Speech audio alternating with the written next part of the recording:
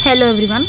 तो इस वीडियो में हम पढ़ने वाले हैं डिस्कस करने वाले हैं प्रैक्टिस पेपर थर्ड, जो आपकी रंजीत सिंह की बुक थी न्यू एडिशन वाली, जिसमें मैंने 2 प्रैक्टिस ऑलरेडी अपलोड कर दिए हैं चैनल पर। आज प्रैक्टिस नंबर 3 है ये, और जिसमें 50 प्रैक्टिस है, तो वो हम सब करने वाले हैं।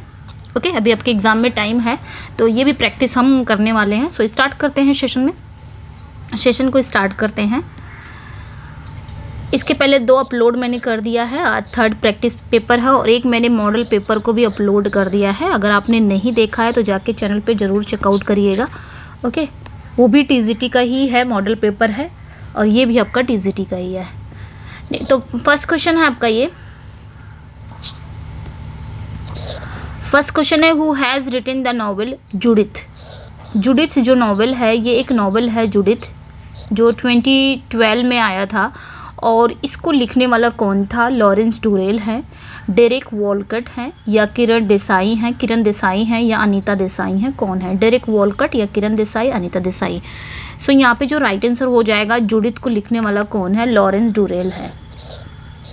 ठीक है, तो प्रैक्टिस सेशन है, ज़्यादा इसमें एक्सप्लेनेशन नहीं हो पाएगा क्योंकि बहुत लेंदी वीडियो हो जाती है। नेक्स्ट क्वेश्चन पे आएंगे। Jules Michelet is best known for his multi volume work Histoire de France. तो जूल्स मिसलेट जो हैं वो अपने मल्टी वॉल्यूम वर्क यानी कि हिस्टोयर दी फ्रांस, जिसे हिस्ट्री ऑफ फ्रांस के लिए जाने जाते हैं। In this book he coin the term renaissance. अपनी बुक में उन्होंने रेनेसा शब्द का क्वाइन किया है। मीनिंग रिबर्थ इन फ्रांस, जिसका मतलब होता है फ्रांस में पुनर्जन्म, रीबर्थ होना। In which year did he define the term renaissance. तो किस ईयर इन्होंने रेनेसा शब्द को परिभाषित किया था, डिफाइन किया था? 35 में, 45 में, या फिर 55 में, या 65 में? तो इनका जो ये अपने वर्क हिस्टोयर द फ्रांस के लिए जाने जाते हैं। इन्होंने रेनेसा टर्म का इन्होंने क्वाइन किया है। 1855 में इनकी ये बुक आती है और उसी में इन्होंने रेनेसा शब्द का क्वाइन किया है, जिसका मतलब होता है रीबर्थ। नेक्स्ट क्वेश्चन पे आएंगे। Which type of movement was the Renaissance movement. तो यहाँ पे पूछा क्या जा रहा है कि रेनेसा मूवमेंट किस प्रकार का मूवमेंट था? रिलीजियस था कि ट्रेडिशनल था, सोशियोलॉजिकल था, या कल्चरल था? किस प्रकार का ये मूवमेंट था रेनेसा मूवमेंट? सो राइट आंसर यहाँ पे आपका क्या हो जाएगा? सांस्कृतिक था।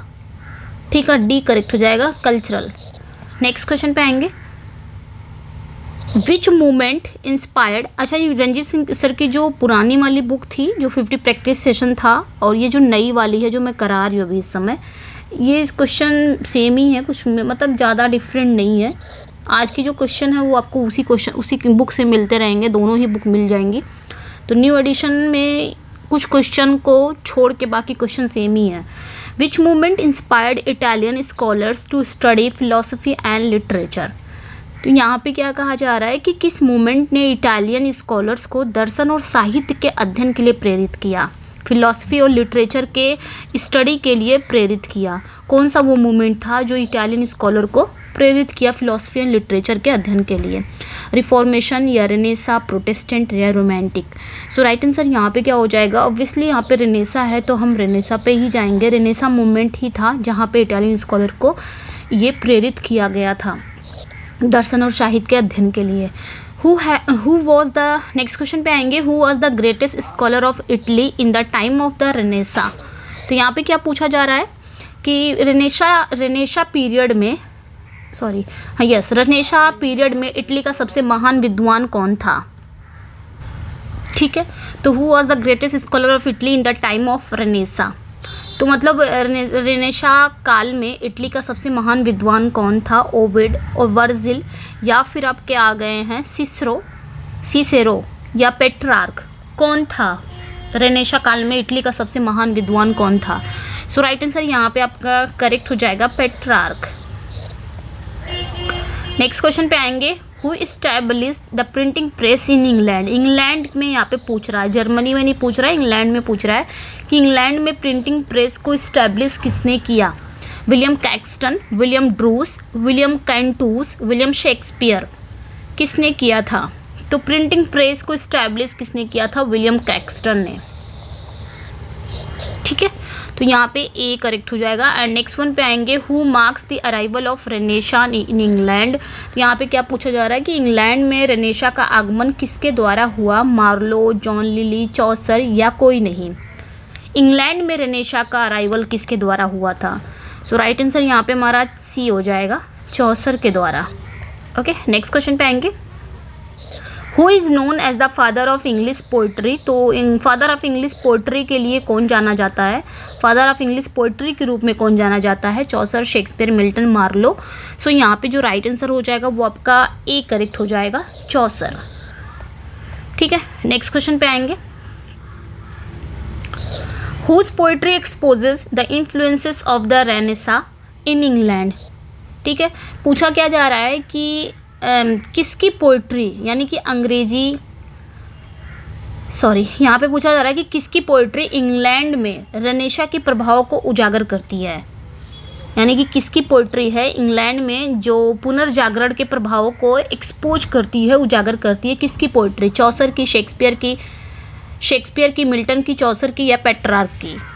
सो राइट आंसर यहाँ पे हमारा क्या हो जाएगा?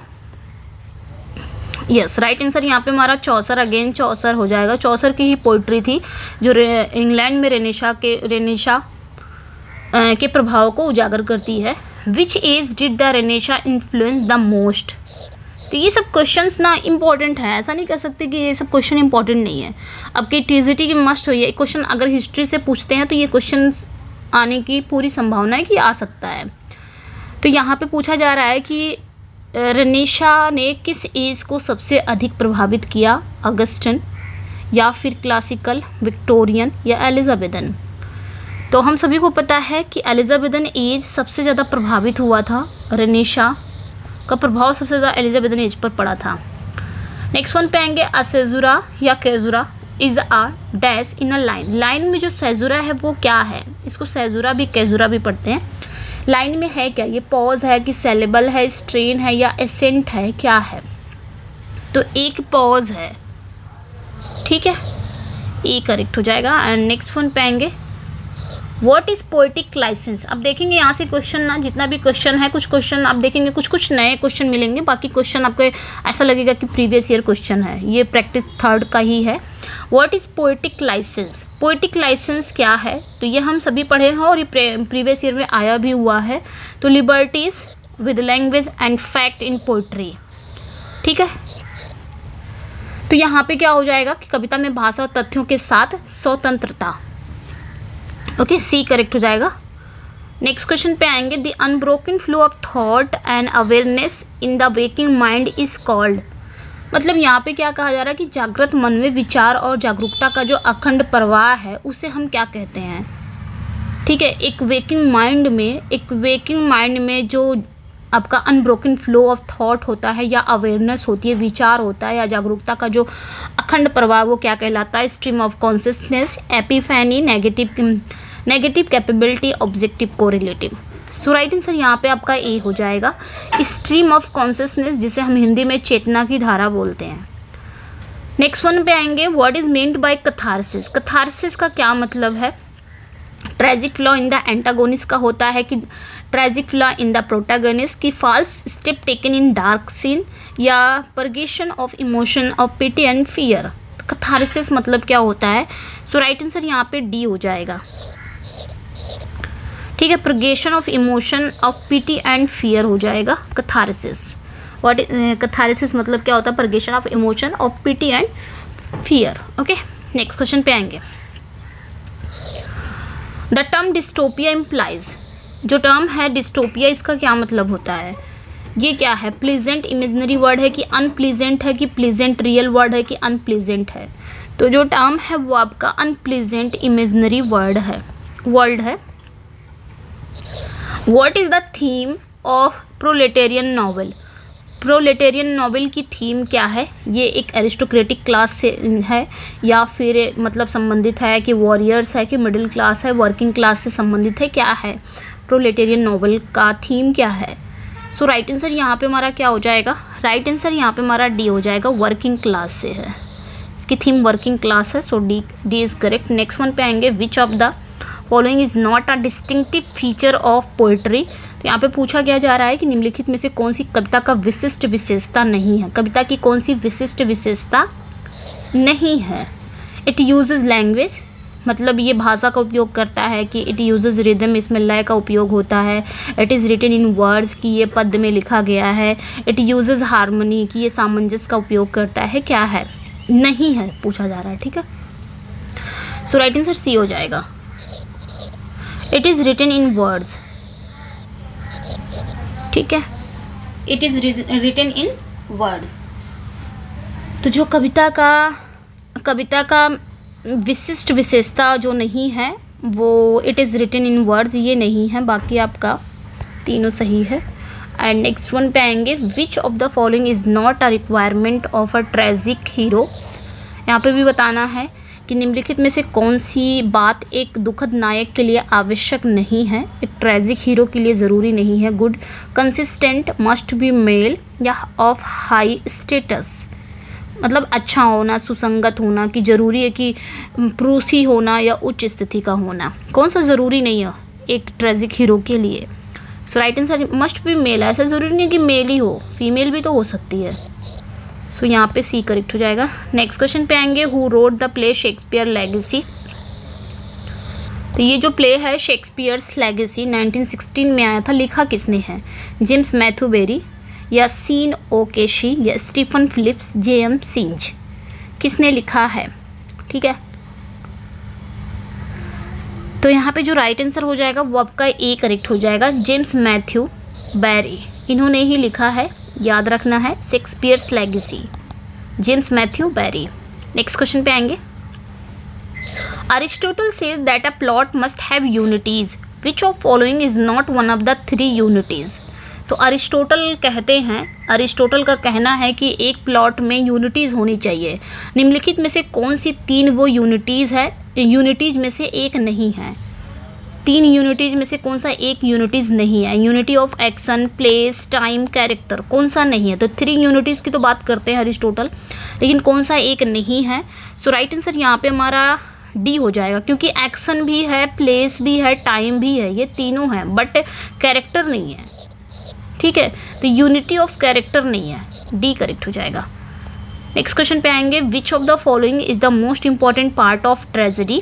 तो इसमें पूछा जा रहा है कि निम्नलिखित में से कौन सा ट्रेजेडी का एक पार्ट बहुत इंपॉर्टेंट है, मोस्ट इंपॉर्टेंट पार्ट है ट्रेजेडी का, कैरेक्टर, डिक्शन, प्लॉट या हार्मनी। ठीक है, तो यहाँ पे जो राइट आंसर हो जाएगा वो आपका करेक्ट हो जाएगा सी। अरिस्टोटल के अकॉर्डिंग क्या होता है कि ट्रेजेडी का जो मोस्ट इंपॉर्टेंट पार्ट है वो प्लॉट है, ये ट्रेजेडी का हृदय जो है वो प्लॉट है। Which of the following is not a part of Aristotle definition of tragedy. तो निम्नलिखित में से कौन सा एक पार्ट नहीं है अरिस्टोटल की ट्रेजेडी की परिभाषा के रूप में।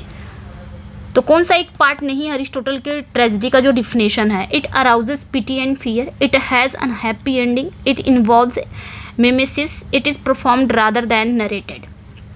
मतलब ये दया और भय पैदा करती है, या फिर ये एक अनहैप्पी, इसका अंत जो होता है वो अनहैप्पी होता है, दुखद होता है, या इसमें अनुकरण शामिल है, या इसमें वर्णन के बजाय प्रदर्शित किया, यानी कि नरेट के बजाय परफॉर्म्ड किया जाता है। कौन सा नहीं है ट्रेजेडी के डेफिनेशन के अकॉर्डिंग, कौन सा एक पार्ट नहीं है? सो राइट आंसर यहाँ पे हमारा बी हो जाएगा। भाई ट्रेजेडी में कहाँ ठीक है, सो यहाँ पे राइट आंसर आपका बी हो जाएगा। एंड नेक्स्ट क्वेश्चन पे आएंगे, नेक्स्ट वन है, विच is the figure of speech used in the following sentence, friendship is the sheltering tree. तो यहाँ पे बताना है कि कौन सी फिगर ऑफ स्पीच है। फ्रेंडशिप ही शेल्टरिंग ट्री है, सिमली, एपोस्ट्रॉफी, हाइपरबली या फिर मेटाफर। तो फ्रेंडशिप को ही शेल्टरिंग ट्री बना दिया गया है, डायरेक्ट एड्रेस, मतलब डायरेक्ट कंपैरिजन कर ली गई है। तो कौन सा फिगर ऑफ स्पीच हो जाता है यहाँ पे? तो यहाँ पे जो फिगर ऑफ स्पीच होगी वो आपकी मेटाफर होगा। ठीक है, तो यहाँ पे आपका डी करेक्ट हो जाएगा। एंड नेक्स्ट वन पे आएंगे, Milton thou shouldst be living at this hour, find the figure of speech. इसमें बताना है कौन सी फिगर ऑफ स्पीच है, ऑक्सीमोरोन, एपोस्ट्रॉफी, हाइपरबली या सिमलिन। तो मिल्टन को ही एड्रेस किया जा रहा है, जो कि मिल्टन क्या है, एक डेड पर्सन है, लेकिन डायरेक्ट मिल्टन को उनका नाम लेके एड्रेस किया जा रहा है। कौन सी फिगर ऑफ स्पीच है जहाँ पे डायरेक्ट एड्रेस हो जाए, डेड पर्सन है लेकिन डायरेक्ट एड्रेस किया जा रहा है? तो वहाँ पे आपका राइट आंसर हो जाएगा एपोस्ट्रॉफी। ठीक है, तो यहाँ पे आपका बी हो जाएगा। नेक्स्ट क्वेश्चन पे आएंगे। Point out the figure of speech in the following line and the Plowman homeward plots his very way. कौन सी फिगर ऑफ स्पीच है? मेटाफर है, पर्सोनिफिकेशन है, ट्रांसफर एपिथेट है, हाइपरबली है। ठीक है, तो यहाँ पे जो राइट आंसर हो जाएगा, मतलब थका हुआ जो रास्ता है वो अपने घर की ओर जाता है। रास्ता थोड़ी ना घर की ओर जाता है। जो किसान है, जो प्लोमैन है, वो थके हुए है ना, तो ट्रांसफ़र एपिथेट है। एडजेक्टिव को ही ट्रांसफ़र कर दो कहीं और, उसके रियल नाउन के बजाय कहीं और पे ट्रांसफ़र कर दो, ट्रांसफ़र एपिथेट है। नेक्स्ट क्वेश्चन पे आएंगे। पॉइंट और द यहाँ पे बताना है figure of speech where beauty can not keep her lustrous eyes. Pun है, पर्सोनिफिकेशन है, सिमली है, ऑक्सीमोरोन है।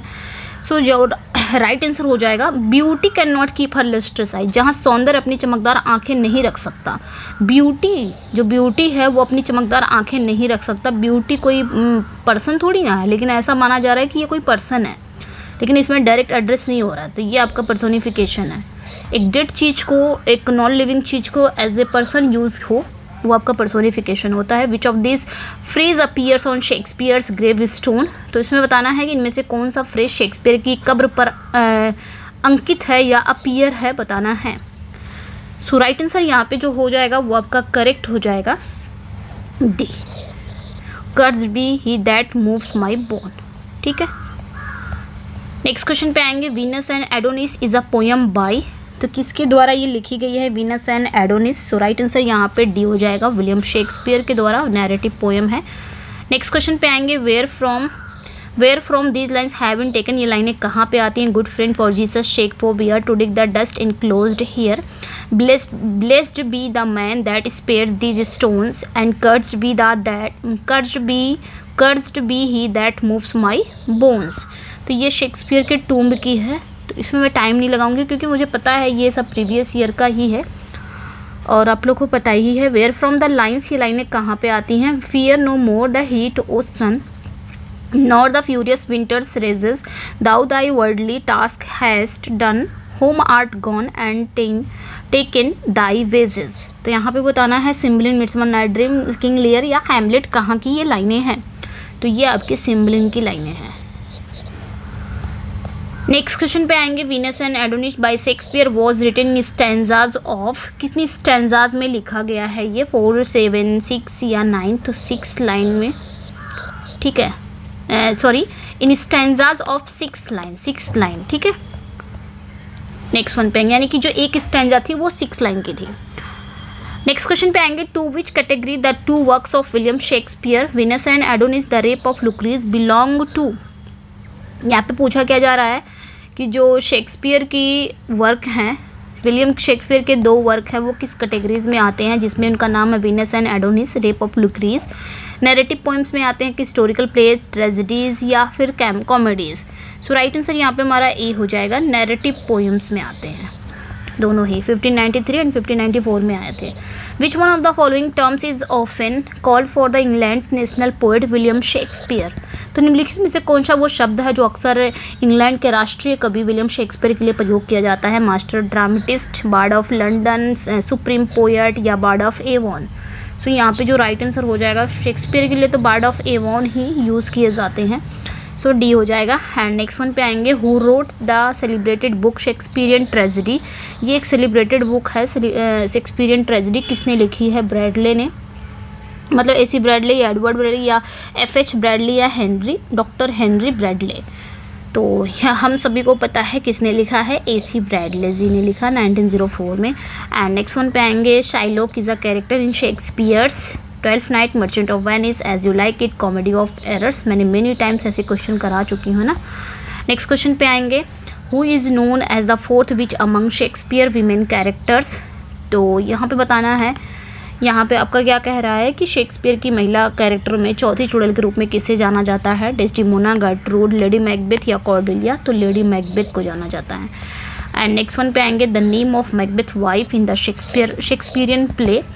तो यहाँ पे पूछा जा रहा है शेक्सपियरियन प्ले में मैकबेथ की वाइफ का नाम क्या है? कॉर्डेलिया, कैल्पुर्निया, डेस्टिमोना या नन ऑफ दिस? तो हम डी पे जाएंगे, नन ऑफ दिस, क्योंकि शेक्सपियरियन प्ले में मैकबेथ की वाइफ का लेडी मैकबेथ के नाम से जाना जाता है, तो ये याद रखना है। ठीक है, तो नेक्स्ट वन पे आएंगे, who has spoken the following words in Shakespeare Macbeth. तो यहाँ पे कहा जा रहा है कि ये लाइनें शेक्सपियर के मैकबेथ में किसने कही है। The sleeping and the dead are but as pictures, TISS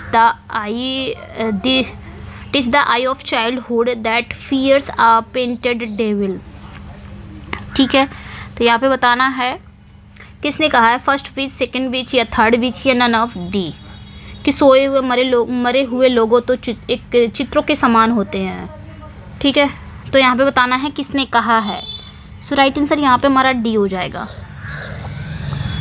ये कहती कौन है, तो लेडी मैकबेथ कहती है, ये भी याद रखना है, स्पोकन बाय लेडी मैकबेथ। ठीक है, नेक्स्ट क्वेश्चन पे आएंगे, trace in the following list the play which does not belong to the category which is the rest to do. Othello, King Lear, Hamlet, Tempest. तो ये तीनों ही tragedy के category में आते हैं ना, लेकिन टेम्पेस्ट इससे अलग है, ये एक रोमांस है जो कि एक ड्रामेटिक रोमांस के रूप में आता है। सो यहाँ पे डी पे चले जाएंगे हम, ऑड है। नेक्स्ट क्वेश्चन पे आएंगे, whom does Polonius send to France to spy on Laertes.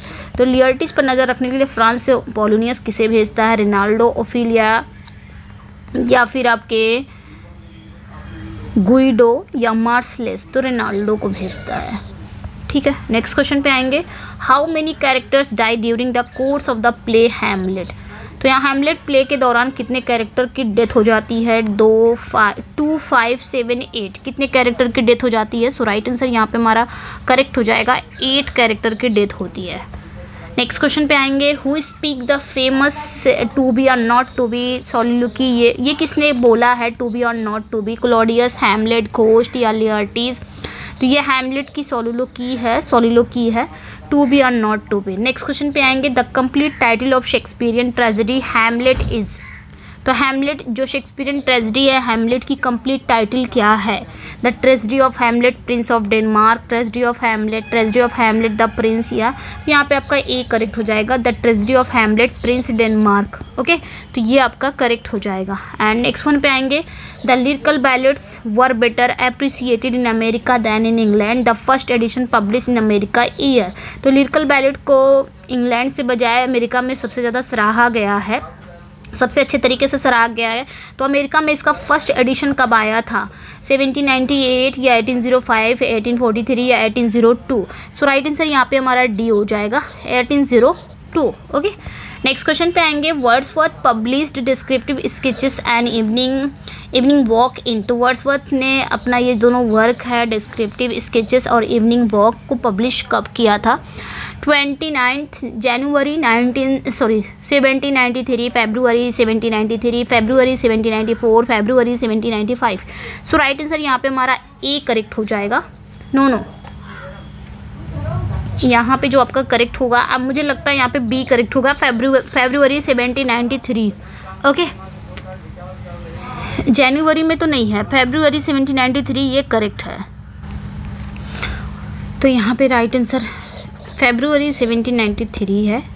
Next question पे आएंगे, in which language was the solitary girl singing. तो किस भाषा में सॉलिटरी जो लड़की थी वो गा रही थी। सो राइट आंसर यहाँ पे हमारा क्या हो जाएगा, ओके यस। तो यहाँ पे सॉलिटरी जो गर्ल है वो किस भाषा में गा रही थी, तो आपका ए करेक्ट हो जाएगा, एड्स। ठीक है, गैलिक में। नेक्स्ट क्वेश्चन पे आएंगे, in which poem Browning writes about Wordsworth. तो किस पोएम में ब्राउनिंग ने किस पोएम में वर्ड्सवर्थ के बारे में लिखा है, just for a handful of silver he left us, just for a ribbon to stick in his coat. तो द लॉस्ट लीडर, या फिर आपके ऑप्शन में है द लॉस्ट लीडर, या पोर्फिरियस लवर, या प्रोस्पाइस, या in his critical essay. So right answer यहाँ पे ए हो जाएगा, लॉस्ट लीडर। नेक्स्ट क्वेश्चन पे आएंगे, द फॉलोइंग लाइन्स अपीयर। ये लाइनें कहाँ पे आती हैं, she is in her grave and oh the difference to me. तो ये लाइनें कहाँ पे आती हैं। सो राइट आंसर यहाँ पे, she dwelt among the untrodden ways, या solitary reaper, kitten at play, none of the. तो she dwelt among the untrodden ways की लाइनें हैं। नेक्स्ट क्वेश्चन पे आएंगे, who said Milton was the political son of Spenser. तो किसने कहा है कि मिल्टन स्पेंसर के पॉलिटिकल सन हैं, Dryden, Pope, Jonathan Swift, Johnson. So right answer यहाँ पे ए हो जाएगा, ड्राइडन। एंड नेक्स्ट वन पे आएंगे, the following lines are taken from, ये लाइनें कहाँ से ली गई हैं। How soon had time the subtle thief of youth stolen on his being my 3 and 20th year, on his being arrived to the age of 23, on his blindness, या फिर massacre at Piedmont, या फिर Lycidas। सो right answer यहाँ पे हमारा correct हो जाएगा, ए की लाइन है, on his being arrived at the age of 20। I think ये सोनेट 7 है मिल्टन का, आई थिंक सोनेट 7 है। In which sonnet of Milton does the following line occurs, they also serve who only stand and wait, ये लाइनें कहाँ पे आती हैं। ब्लाइंडनेस में, लिसिडस में, या फिर पैराडाइज लॉस्ट, पैराडाइज रीगन। सो राइट आंसर यहाँ पे ए हो जाएगा, ऑन हिज ब्लाइंडनेस की ये लाइनें हैं। एंड नेक्स्ट वन पे आएंगे, आप देख सकते हैं खुद ही कि सारा ही प्रैक्टिस से ये प्रीवियस ईयर क्वेश्चन है, तो इम्पॉर्टेंट है, ऐसा नहीं है कि प्रीवियस ईयर क्वेश्चन इम्पॉर्टेंट नहीं है। Following lines are taken from, fame is the spur that the clear spirit doth raise to scorn delights and live laborious days, ये लाइनें पैराडाइज लॉस्ट, लिसिडास, कॉमस या सैमसन एगोनिस्ट कहाँ पे आती हैं, तो लिसिडास की ये लाइनें हैं। एंड नेक्स्ट वन पे आएंगे, in his sonnet methought I saw my late spouse saint, Milton celebrates his, अपने sonnet methought I saw my late spouse जो सेंट है, मिल्टन ने अपनी किस वाइफ को सेलिब्रेट करते हैं, first wife, second wife, third wife या फिर गर्लफ्रेंड। सो राइट आंसर यहाँ पे हमारा करेक्ट हो जाएगा बी, सेकेंड वाइफ उनकी थी कैथरीन वुडकॉक, उन्हें ही सर्व करते हैं। नेक्स्ट वन पे आएंगे, सेलिब्रेट करते हैं। In which year Galsworthy refuse the offer of a knighthood, तो किस ईयर में गोल्सवर्दी ने नाइटहुड की उपाधि को रिफ्यूज़ कर दिया था। 17, 18, 19, 20, तो 1918, ठीक है, यस 1918 पे जाएंगे। नेक्स्ट क्वेश्चन पे आएंगे, विच इज़ गोल्सवर्दी फर्स्ट प्ले, तो हम सभी को पता है silver box. Who use the phrase the high road of life, ये जो फ्रेज़ है the high road of life, ये किसने यूज़ किया है, ठीक है, ये किसने यूज़ किया है। Who use the phrase the high road of life, किसने यूज़ किया, वर्ड्सवर्थ, कॉलरिज, साउदी या लैम्ब। तो यहाँ पे जो राइट आंसर हो जाएगा वो आपका कॉलरिज हो जाएगा। एंड नेक्स्ट वन पे आएंगे, Coleridge table talk is an essay on, तो कॉलरिज का जो वर्क है टेबल टॉक, ये एक एस्से है, किस पर है, शेक्सपियर पे है, वर्ड्सवर्थ पे है, कीट्स पे है या शैले पे है, ठीक है, किस पे है ये बताना है, ओके, किस पे है। सो राइट आंसर यहाँ पे जो हो जाएगा वो आपका शेक्सपियर करेक्ट हो जाएगा, शेक्सपियर पर है, ए करेक्ट हो जाएगा, ओके। नेक्स्ट क्वेश्चन पे आएंगे, Coleridge with his friend formed a pantisocracy on the bank of river Susquehanna, this was to be an ideal community, the name of the friend was, तो Coleridge ने अपने दोस्त के साथ मिलकर सुस्केहाना नदी के किनारे एक पंथ इसोक्रेसी बनाई, ठीक है, एक पंथ इसोक्रेसी बनाई, यह एक आदर्श समुदाय था, ठीक है, ये क्या था, एक आइडियल कम्युनिटी था, होना था। उस दोस्त का नाम क्या है बताना है, किस दोस्त के साथ मिलकर उन्होंने सुस्केहाना नदी के किनारे एक पंथ इसोक्रेसी बनाई थी, जो कि यह एक आदर्श समुदाय होना था, तो किस दोस्त के साथ, वर्ड्सवर्थ, शैले या साउदी या लैम्ब। सो राइट आंसर यहाँ पे हमारा करेक्ट हो जाएगा साउदी। नेक्स्ट क्वेश्चन पे आएंगे, हु सेड, किसने कहा, the whole book of Biographia Literaria is among the few which constitute the very Bible of criticism, किसने कहा है कि बायोग्राफिया लिटरेरिया की पूरी पुस्तक उन कुछ में से है जो आलोचना की बाइबल का निर्माण करती है, किसने कहा, ई अल्बर्ट ने, कि वर्ड्सवर्थ, सेंसबरी या लैम्ब। सो राइट आंसर यहाँ पे हमारा सी हो जाएगा, सेंसबरी, इन्होंने कहा था।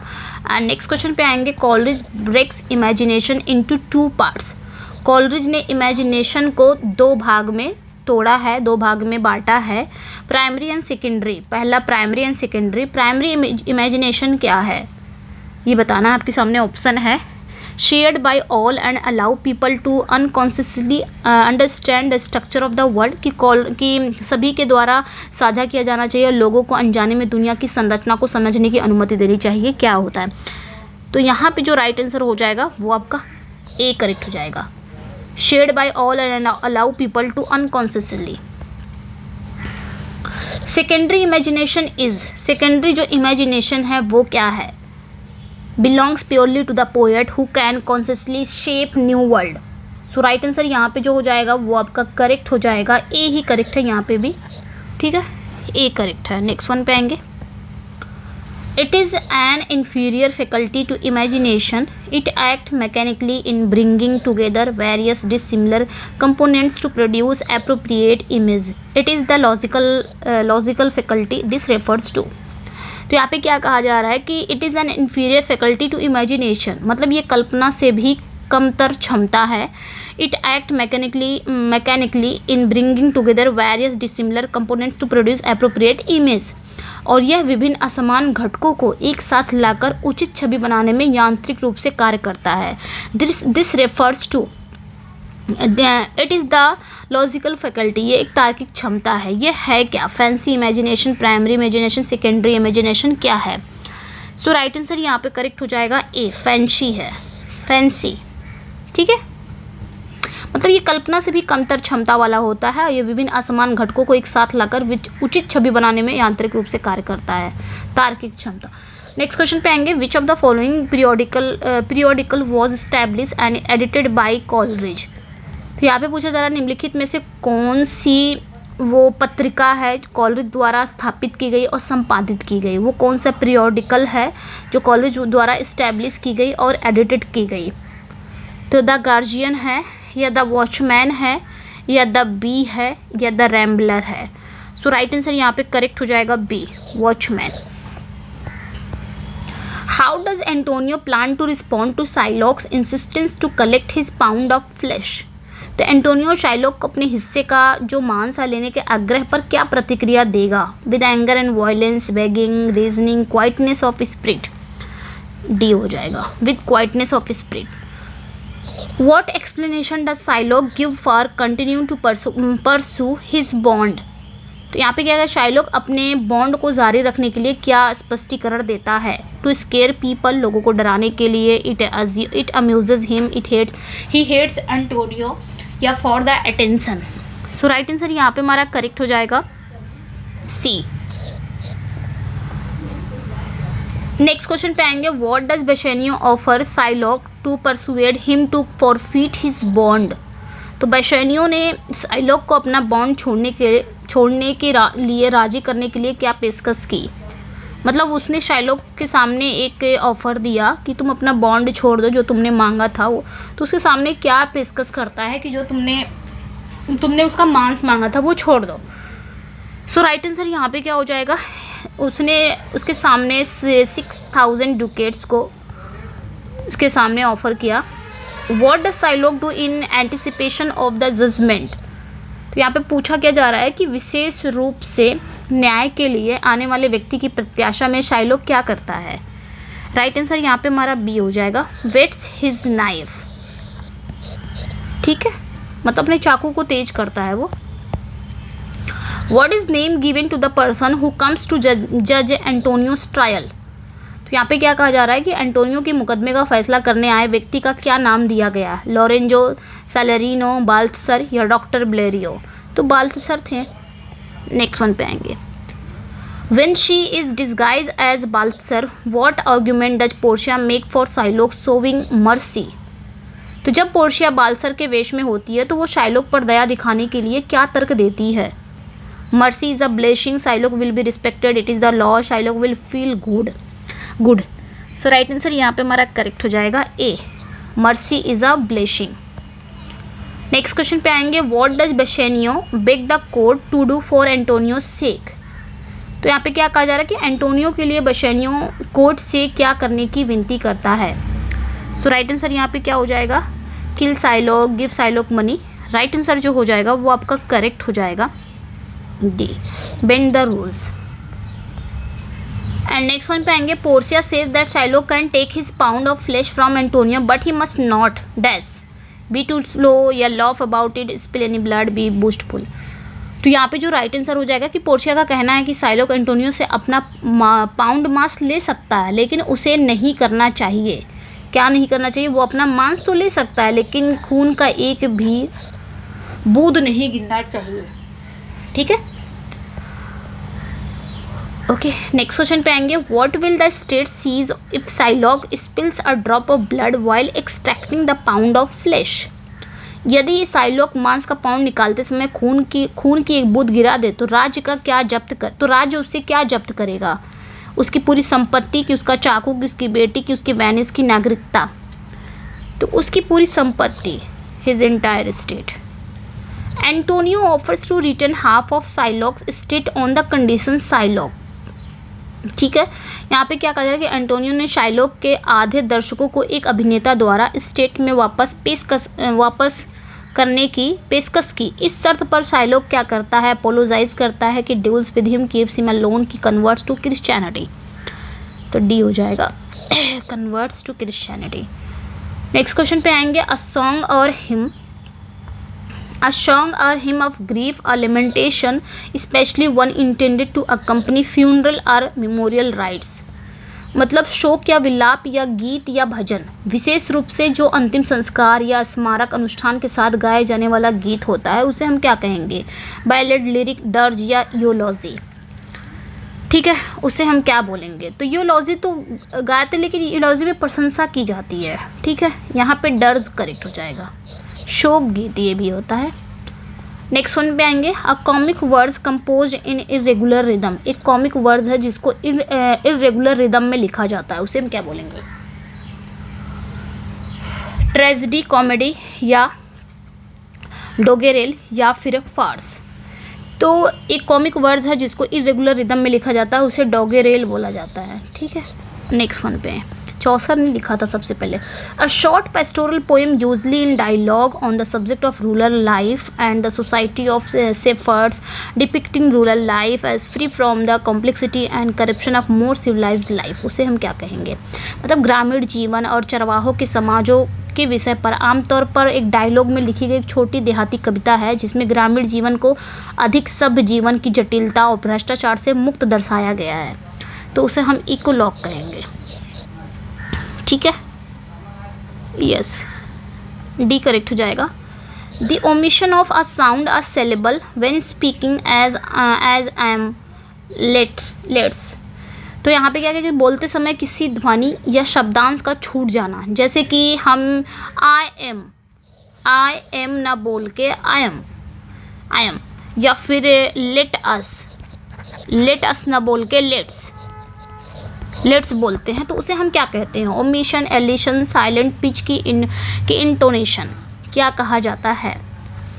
सो राइट आंसर यहाँ पे क्या हो जाएगा? बी हो जाएगा, एलिशन कहा जाता है। ओमिशन कोई नहीं बताएगा, elision. The act of leaving out a words from a sentence deliberately when the meaning can be understood without them. यहाँ पे क्या कहा जा रहा है कि किसी वाक्य से जानबूझकर कोई शब्द या शब्द छोड़ देने की क्रिया, जबकि अर्थ उनके बिना भी समझा जा सकता है, उसे क्या कहेंगे? एलिशन, रिप्रेशन, एलिप्सिस या प्रोलेप्सिस। ठीक है, मतलब किसी सेंटेंस से जानबूझकर कोई शब्द छोड़ देने की क्रिया, जबकि उसके बाद भी हम उसके अर्थ को समझ सकते हैं, तो उसे हम क्या बोलते हैं? एलिप्सिस बोलते हैं। जो 3 डॉट वाला, जैसे कुछ लिख के 3 डॉट वाला हम लिख देते हैं। नेक्स्ट क्वेश्चन पे आएंगे। The act of correcting or improving a text or change made to correct to improve a text। तो किसी यहाँ पे कहा जा रहा है, एक मिनट, ये 79 है। ठीक है, 79 है। किसी पाठ को सुधारने का कार्य या पाठ को सुधारने के लिए किया गया परिवर्तन क्या कहलाता है? एमिनेशन या फिर इमेंडेशन, रिकमेंडेशन, अमेंडमेंट। पाठ को सुधारने की बात हो रही है यहाँ पे, किसी टेक्स्ट की बात हो रही है। कोई काम नहीं है कि किसी चीज़ को हम अमेंडमेंट कर रहे हैं, वहाँ पे सुधार कर रहे हैं। टेक्स्ट को सुधारने की बात हो रही है या टेक्स्ट में एक परिवर्तन लाने की बात हो रही है, तो उसे एमेंडेशन बोला जाता है। इस संशोधन, दोनों का संशोधन होता है, लेकिन याद रखना है। The ability to share someone else feeling या फिर experience by imaging what it would be like to be in that person situation. मतलब किसी दूसरे व्यक्ति की स्थिति में होने की कल्पना करके उसकी भावनाओं या अनुभव को साझा करने की क्षमता क्या कहलाती है? भाई मैं बहुत तकलीफ़ में हूँ, मेरे घर में किसी की अगर डेथ हो जाती है, तो आप अगर मैं बताती हूँ तो आपको भी सेम वही फीलिंग आप ले रहे हो, तो उसे सिंपैथी नहीं कहा जाएगा, ना ही अपैथी, ना ही एंटीपैथी। अपैथी मतलब होता है उदासीनता, जिसको इनडिफरेंट, फर्क ही नहीं पड़ता। इम्पैथी समानुपाती, जिसे हम बोलते हैं ना समानुभूति, ये तो सहानुभूति हो गया, किसी को आप सहानुभूति दे रहे हैं। इम्पैथी उसका दर्द अपने अंदर लेके एकदम समझ रहे हो, समानुभूति। A speech often in words addressed to the audience by an actor at the beginning of the play। ठीक है, तो यहाँ पे क्या कहा जा रहा है, speech often in words address to the audience by an actor at the beginning of the play. तो यहाँ पे क्या कह रहे हैं, यहाँ पे क्या करें कि प्ले की शुरुआत में अभिनेता द्वारा दर्शकों को संबोधित किए जाने वाला जो भाषण है वो क्या कहलाता है, और अक्सर ये किस में होता है, प्ले में होता है, वो क्या कहलाता है, अक्सर ये पद में होता है। एपिग्राफ, प्रोलॉग, टेलीग्राफ या ऑटोग्राफ। सो राइट आंसर यहाँ पे आपका ए हो जाएगा, सॉरी बी हो जाएगा, प्रोलॉग। ठीक है, ओके। प्रोलॉग मतलब जो starting beginning of the play में होता है। And inscription or on or at a tomb or grave in memory of the one buried there. मतलब किसी मकबरे या कब्र पर वहाँ दफनाए गए व्यक्ति की स्मृति में जो अभिलेख लिखा रहता है उसे क्या बोलते हैं, इंस्क्रिप्शन, ट्रांसफर, एपिथेट, एपिटैफ या एपिग्राफ। तो इंस्क्रिप्शन मतलब होता है जो शिलालेख होता है, और एपिटैफ मतलब होता है समाधि लेख। ठीक है, सो यहाँ पे जो राइट आंसर हो जाएगा आपका सी करेक्ट हो जाएगा। नेक्स्ट क्वेश्चन पे आएंगे। A song or poem in honour of a bride and bridegroom celebrating a marriage, उसे क्या बोलेंगे, एपी मतलब दूल्हा दुल्हन के सम्मान में एक गीत या कविता जो विवाह के जश्न को मनाते हुए लिखा जाता है। एपिथैलामियन, प्रोथैलामियन, वेडिंग लिरिक या मैरिटल लिरिक। तो उसे बोला जाएगा एपिथैलामियम, एपिथैलियम। ठीक है, मियम। ठीक है, तो यहाँ पे ए करेक्ट हो जाएगा। स्पेंसर ने लिखा था विच movement is the greatest movement in the history of Mankind. तो मैनकाइंड का सबसे महान मूवमेंट कौन सा था, मतलब मानव इतिहास का सबसे महान मूवमेंट कौन सा है, रिफॉर्मेशन, रेनेसा, मेटाफिजिकल या रिलीजन। तो जो मानव इतिहास का सबसे महान मूवमेंट था वो कौन सा था, आपका रिफॉर्मेशन था। सॉरी रिनेशा था, रिनेशा है ना ऑप्शन में, यस रिनेशा मूवमेंट था। ठीक है, yes Renaissance. Which movement made people conscious of their own power. यहाँ पे पूछा क्या जा रहा है कि किस मूवमेंट ने लोगों को अपनी शक्ति के प्रति जागरूक किया, कौन सा वो मूवमेंट था जो लोगों को अपने शक्ति के प्रति जागरूक किया, रेनेशा, रिफॉर्मेशन, प्रोटेस्टेंट या रोमांटिक। तो यहाँ पे भी आपका रेनेशा ही हो जाएगा, रेनेशा जहाँ रहेगा वो रेनेशा ही होगा। To which people were dominated before Renaissance movement. तो यहाँ पे पूछा जा रहा है कि रेनेशा मूवमेंट से पहले कौन से लोग प्रभुत्व में थे, सुपरस्टिशन या नॉलेज या फिर ट्रेडिशन, रिचुअल्स। सो राइट आंसर यहाँ पे ए हो जाएगा, सुपरस्टिशन में थे। रेनेशा से पहले लोग अंधविश्वास में ज़्यादा थे। नेक्स्ट वन पे आएंगे। Before Renaissance main were merely puppets in the hands of. Renaissance से पहले, ठीक है, रेनेशा से पहले मनुष्य केवल किसके हाथों की कठपुतली थे, गॉड के, की डेस्टिनी, की फेट, की all of these. So right answer यहाँ पे क्या हो जाएगा हमारा, डी करेक्ट हो जाएगा, सभी के प्रति थे, puppets, God, destiny, fate. In which century Renaissance took birth in England. तो किस सेंचुरी में रेनेशा इंग्लैंड में आता है, 13, 14, 15 या 16। मतलब इंग्लैंड में रेनेशा का जन्म किस शताब्दी में होता है। सो राइट आंसर यहाँ पे हमारा सी हो जाएगा, मिडिल 15 सेंचुरी में आता है। अब यहाँ पे बताना है complete the sentence. Reversal of Fortune of a tragic hero is called. दुखद नायक के भाग का उल्टा होना क्या कहलाता है, कैथारसिस, पेरिपेटिया, एपिस्टल या पोएसिस। तो पेरिपेटिया। ओके, नेक्स्ट क्वेश्चन पे आएंगे। Who quoted these lines about tragedy. Tragedy के बारे में ये कोट किसने किया। The plot then is the first principle and soul of tragedy and character hold the second place. ये किसने कहा है, तो प्लेटो, अरिस्टोटल, शेक्सपियर या लॉन्गिनस। तो भाई प्लॉट को सबसे पहले फर्स्ट पे रखते हैं अरिस्टोटल। नेक्स्ट वन पे आएंगे। Who defined tragedy in the following manner. Tragedy is an imitation of action that is serious, complete end of a certain magnitude. तो ये किसने कहा है, बताना है किसने ट्रेजेडी को इस प्रकार परिभाषित किया। ट्रेजेडी एक क्रिया की नकल है जो गंभीर, पूर्ण और एक निश्चित परिमाण की होती है।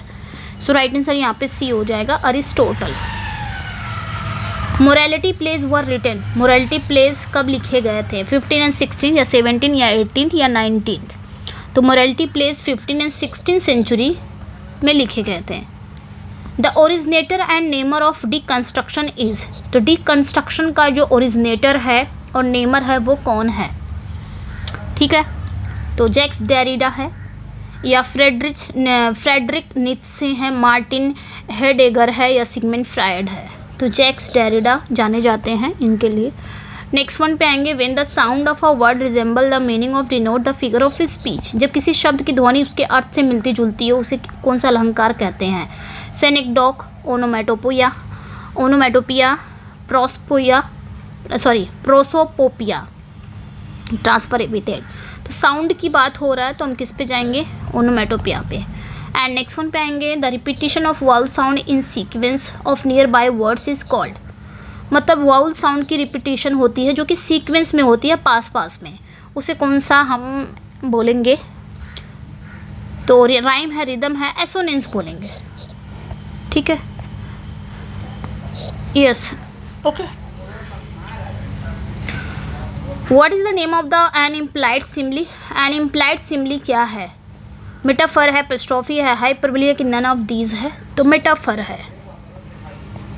नेक्स्ट वन पे आएंगे, William Shakespeare was born in, कब पैदा हुए थे? विलियम शेक्सपियर कब पैदा हुए थे? तो 1564 में। ओके, एंड नेक्स्ट वन पे आएंगे, William Shakespeare was born on, कब पैदा हुए थे पूरा बताया गया है, तो 23 अप्रैल 1564। यहाँ पे ऑप्शन पढ़ने की ज़रूरत है, यहाँ पे सभी को पता होगा। William Shakespeare was baptised on, इनको बैप्टाइज कब किया गया था? तो जन्म के 3 दिन बाद। सो राइट आंसर यहाँ पे क्या हो जाएगा आपका? करेक्ट हो जाएगा 26 अप्रैल 1564। नेक्स्ट वन पे आएंगे, विलियम शेक्सपियर डाइड ऑन, तो 23 अप्रैल 1616 में इनकी डेथ हो जाती है। एंड नेक्स्ट वन पे आएंगे, choose the given sentence into passive voice, इसका पैसिव करना है। The captors were taking me to prison, sorry, passive करना है। आई वॉज बीइंग टेकन, तो यहाँ पे राइट आंसर हो जाएगा I was being taken to prison. Next question पे आएंगे, 102 से 103 क्या करना है? पंक्चुएट करना है। ओके, तो यहाँ पे आपको ज़्यादा सिनोनिम्स एंटोनिम्स नहीं मिलेगा क्योंकि इसमें है नहीं। आप लोग आंसर करिए, मैं पानी पीऊँ।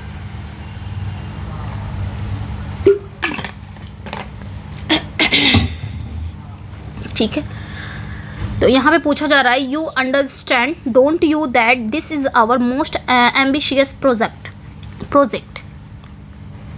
अब यहाँ पे कौन सा आपका सही है?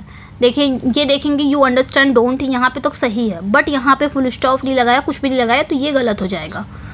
यहाँ पे सिंपल सेंटेंस की बात हो रही है, कोई वो आपका एक्सक्लेमेटरी सेंटेंस नहीं है जो एक्सक्लेमेटरी मार्क लगाने की, ये भी गलत हो जाएगा। कोई क्वेश्चन वाला तो क्वेश्चन ही नहीं है, तो यहाँ पे सी करेक्ट हो जाएगा। ओके, नेक्स्ट क्वेश्चन पे आएंगे, luckily the help arrival before things could have gone out of our hands, इसमें बताना है कि कौन सा आपका सही है। ठीक है, लकली द हेल्प अराइव, देखिए लकली आया उसके बाद द हेल्प, तो लकली के बाद कॉमा आना चाहिए। The help arrive before the things could have gone out of hands, बाकी आपका सब सही हो जाएगा। तो जिसमें भी कॉमा है वो आपका करेक्ट हो जाएगा। यहाँ पे देखिए कॉलन का मार्क है, कॉलन का मार्क है, कॉलन का मार्क है, यहाँ पे कॉमा है, इजी था ये। नेक्स्ट क्वेश्चन पे आएंगे, 104 से 107 क्या करना है? रिप्लेस करना है। रिप्लेस मुझे लग रहा है ये वन वर्ड है। ठीक है, बताना है। एनिमल्स लिविंग इन वाटर, ऐसे एनिमल्स जो पानी में ही रहते हैं उसे क्या बोलेंगे? ग्रेगेरियस, मैमल्स, एक्वेटिक या एम्फीबियन। ठीक है, ऐसे एनिमल्स जो पानी में ही रहते हों उसे हम क्या बोलेंगे? ठीक है, ग्रेगेरियस मतलब होता है मिलनसार, और मैमल्स मतलब क्या होता है? जो स्तनधारी होते हैं। एक्वेटिक जो जलीय होते हैं। एम्फीबियन जो जल में भी रहते हैं, स्थल पर भी रहते हैं, उभयचर जिसे बोला जाता है। तो यहाँ पे जो राइट आंसर हो जाएगा आपका करेक्ट हो जाएगा इक्वेटिक, जो जलीय होते हैं। नेक्स्ट वन पे आएंगे, someone not fit to be chosen, मतलब कोई ऐसा व्यक्ति जो चुने जाने का योग्य ना हो, उसे क्या बोलेंगे? इनएलिजिबल या फिर नॉन एलिजिबल या इनएलिजिबल या फिर अनएलिजिबल, उसे हम क्या बोलेंगे? तो इनएलिजिबल होता है, इम और अन थोड़ी ना होता है। नेक्स्ट वन पे आएंगे, one who complies a dictionary, वह जो शब्द को संकलित करता हो, कंप्लाई करता हो। लेक्सिकोग्राफर या लेक्सिकोकान शॉप या फिर लेक्सिकल या फिर लेक्सिकोग्राफी। सो राइट आंसर यहाँ पे ए हो जाएगा, लेक्सिकोग्राफर बोला जाता है। A person who steel the writing of others, वह व्यक्ति जो दूसरों का लेखन चुराता है। नेपोटिज्म, प्लेजरिज्म, पॉपुलर या प्लेजरिस्ट, क्या यहाँ पे करेक्ट होगा? तो नेपोटिज्म मतलब भाई भतीजावाद होता है, प्लेजरिज्म मतलब होता है साहित्यिक चोरी, प्लेजरिस्ट वो चोरी करने वाला, पॉपुलर प्रसिद्ध। तो यहाँ पे क्या करेक्ट हो जाएगा? सो राइट आंसर यहाँ पे हमारा डी हो जाएगा,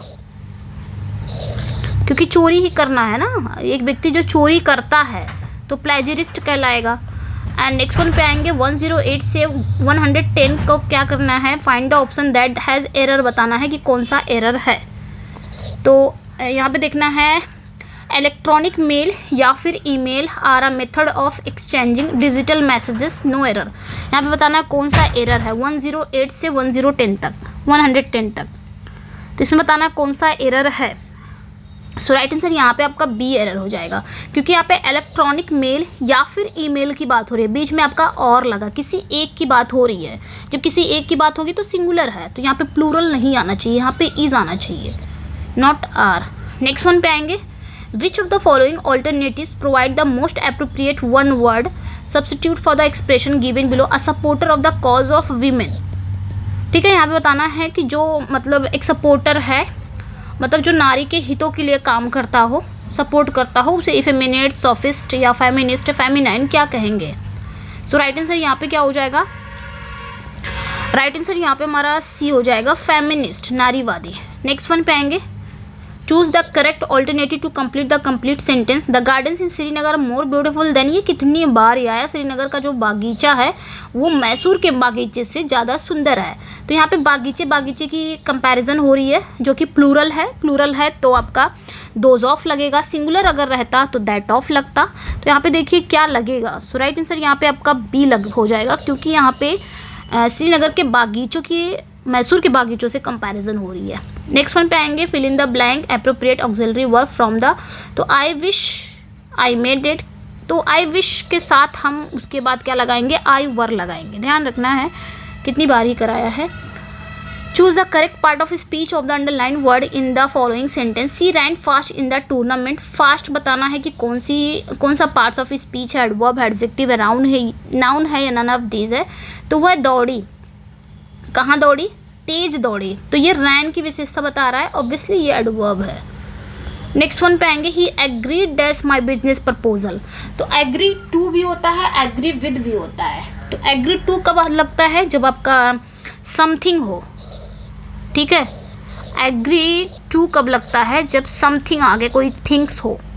और एग्री विद कब लगता है? जब पर्सन हो, ठीक है, आगे पर्सन हो। तो यहाँ पे माई बिजनेस प्रपोजल की बात हो रही है, तो ऑब्वियसली यहाँ समथिंग में आता है, थिंग्स में आता है, एग्री टू हो जाएगा। ओके, यस एग्री टू ही होगा। Choose the correct alternative to fill in the missing preposition बताना है। Although he is blind he is very fast in calculation with at about, तो एट कैलकुलेशन हो जाएगा। आगे बताना है यहाँ पे प्रॉपर के आगे प्रीफिक्स जोड़ना है, क्या आएगा? डिस, अस, इन या नन ऑफ द अबव, तो डी करेक्ट हो जाएगा। इम्प्रॉपर हो जाएगा ना, इसका अगर हम इसके आगे जोड़ेंगे तो इम्प्रॉपर हो जाएगा। नेक्स्ट पे आएंगे the natural order of learning language, ये आपका पूरा पूछा गया है वहाँ से, तो डायरेक्ट मैं आंसर बता दे रही हूँ। कितनी बार ये क्वेश्चन मैंने कराया है, LSRW, तो ये था भाई, तो हमें पढ़ना ही पड़ेगा, है ना। चलिए इसका आंसर बता देते हैं। ब्लूम टैक्सोनॉमी, कितनी बार ये क्वेश्चन कराया है, तो इसमें भी था, तो करना ही पड़ेगा। ऑब्जेक्टिव्स मैंने समझाया भी है। In translation come grammar method, translation come grammar में मेथड क्या होते हैं एक टीचर के, तो यहाँ पे जो राइट आंसर हो जाएगा वेरी इंपॉर्टेंट होते हैं। एंड नेक्स्ट वन पे आएंगे the main aim of using direct method, the main of he मतलब ये डायरेक्ट मेथड का जो यूज़ करने का मेन उद्देश्य क्या होता है? Is to enable to listener to get mastery in the use of, किस में मास्टरी हासिल करना है? So right answer foreign language, ये कितनी बार ही करा है ना। In structural approach a listener gets mastery in, so right answer D हो जाएगा, structure of sentence. And next one है English is not a phonetic language, it means, तो ये क्या हो जाएगा, इंग्लिश एक फोनेटिक लैंग्वेज नहीं है। इसका मतलब क्या होता है, तो pronunciation of a word is not sum total of the sounds of letters. And next one पे आएंगे, in English language there are, English language में कितने क्या क्या होते हैं, तो ये भी कितनी बार हुआ है कि 12 वाउल साउंड होते हैं, 8 डिप्थॉन्ग्स होते हैं, 24 कॉन्सोनेंट साउंड, ये इंपॉर्टेंट है। Which of the following is not a characteristic of good hand writing, एक अच्छी हैंड राइटिंग का कौन सी विशेषता नहीं है, तो लाउडनेस उसमें नहीं होती है ना। नेक्स्ट वन पे आएंगे, the main purpose of teaching poetry is develop, तो यहाँ पे जो राइट आंसर हो जाएगा aesthetic sense and power of imagination. And next one है, which of the following is not example of free composition in English, so right answer हो जाएगा यहाँ पे आपका डी, पिक्चर कंपोजिशन। मतलब कौन सा इंग्लिश में फ्री कंपोजिशन का कौन सा उदाहरण एक नहीं है, तो स्टोरी है इससे है पोइट्री, लेकिन पिक्चर कंपोजिशन नहीं है। तो ये थे 125 क्वेश्चन जो मैंने 55 मिनट में ही कवर कर दिए हैं। ठीक है, ऐसा लगा अपना फीडबैक ज़रूर दीजिएगा। और फर्स्ट टाइम मेरे चैनल को वॉच कर रहे हैं तो चैनल को सब्सक्राइब कर ले, वीडियो को लाइक एंड शेयर जरूर कर दें। मिलते हैं नेक्स्ट वीडियो में। Thank you for watching, bye bye.